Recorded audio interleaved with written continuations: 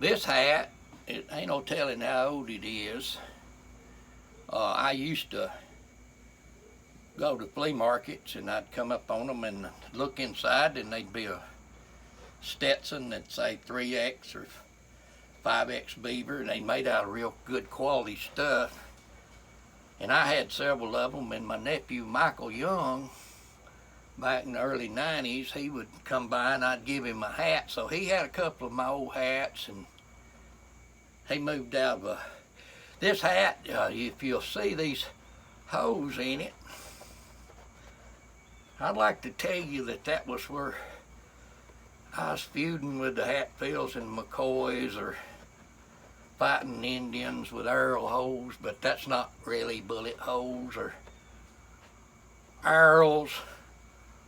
When he left that house, he left them hats in there, and them rats that inhabited the house decided that they got hungry and they started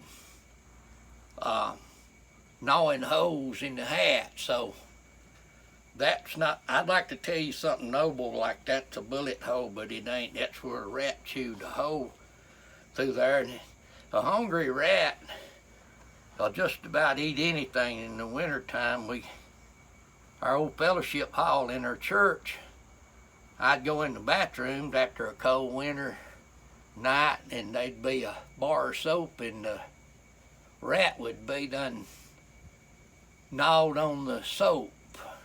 Them church mice, and they don't cuss because they got soap in their mouth. And then, but sometimes gnawing rats are beneficial, because when we built our house again after the first and burn, we didn't have any furniture, and I went to work one day and I come home and it looked like a new suit of furniture in the house. And I asked Debbie where'd the furniture come from, and she said there's a little rat got under the cushion and ate a hole in his mama's living room suit, and she said she wouldn't have it after the rat ate a hole in the bottom of the cushion. So I got a brand new, I told her go in there and get a piece of a washcloth that's the same color and just sew that little hole up. But the rats are, in the wintertime, are hungry. This is Appalachian. If Appalachian people are poor, then their rats are a lot poorer than other places. And in our church, I had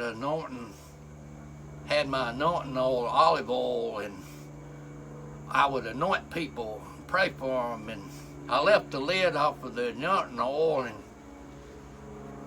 I couldn't find the lid, and I anointed several people, and then I realized I had a dead rat in the anointing oil. I could see a lump in there, and I recognized him to be a